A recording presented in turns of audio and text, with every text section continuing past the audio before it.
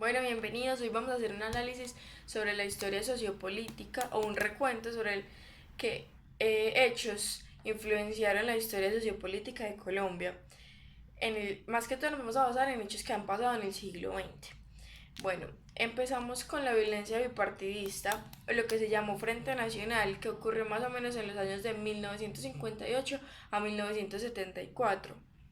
¿Qué pasaba? Debido pues, a que en el país hubo primero partidos políticos y luego formación de Estado, siempre estuvo polarizado por dos ideales diferentes que se constituían en dos partidos políticos diferentes. Entonces, bajo el mandato de Rojas Pinilla, se hace el pacto de intercalar el poder pues, por periodos de tiempo a estos dos partidos políticos que existían en esos tiempos, que eran liberales y conservadores.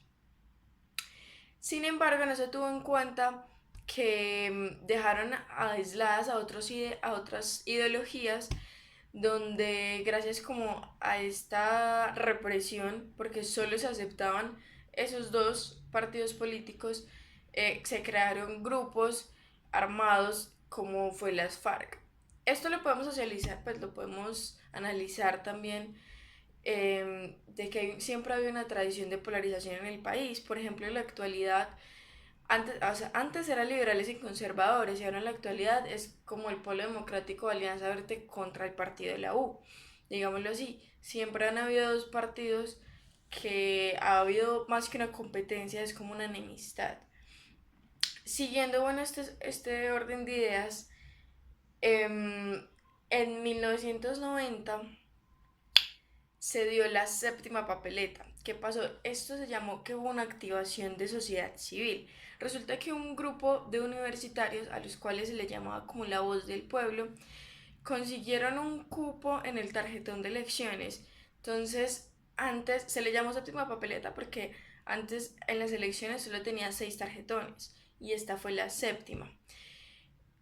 Consiguieron entonces un cupo en las elecciones y lo que hicieron que fue una unificación de la Asamblea Nacional Constituyente en pro de la reforma de la Constitución.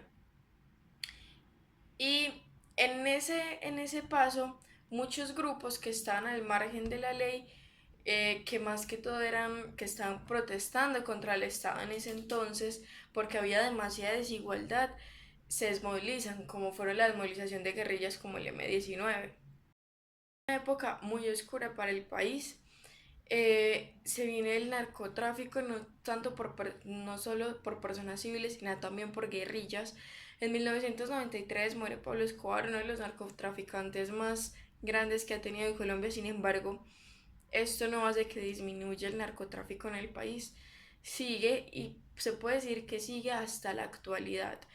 Por otro lado, también aumenta la guerra entre grupos armados, como lo era las FARC, contra el Ejército Nacional, más o menos entre la época del 2002 al 2010. Hubo demasiadas masacres, desplazamientos de campesinos, toma de terrenos, secuestros, masacres, como la masacre que hubo en Bojayá, en Chocó, de 80 personas en una iglesia. Sin embargo, Colombia supo salir de esa época oscura. En el 2014 se firmaron los acuerdos de paz con las FARC, que era el grupo armado al margen de la ley más grande que tenía Colombia.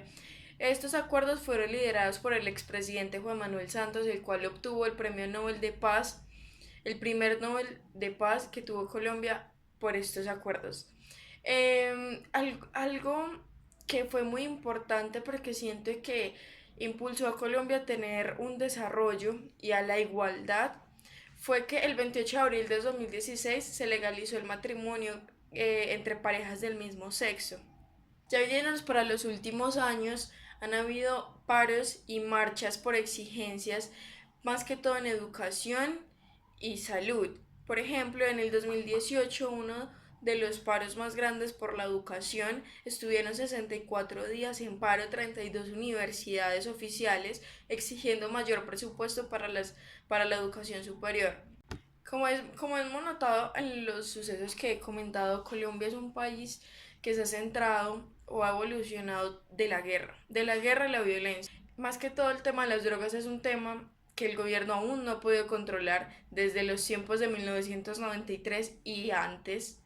hasta la actualidad del 2019 sigue en auge y es muy triste porque Colombia entonces, o sea, no tanto de problemas internos, sino de problemas externos, se conoce como un país no rico en naturaleza y belleza y fuentes naturales como lo es, sino que se conoce como un país que es lleno de violencia, terrorismo y que es conocido por ser un país minado en drogas.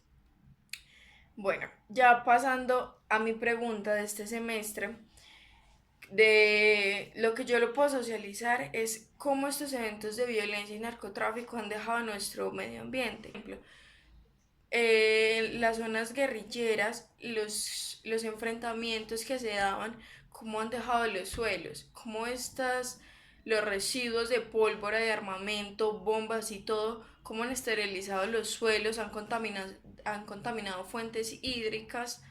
Y por ejemplo con el tema del narcotráfico, como tantas selvas tropicales, cuántas selvas tropicales y bosques han sido deforestados para reemplazarlos por plantaciones de coca.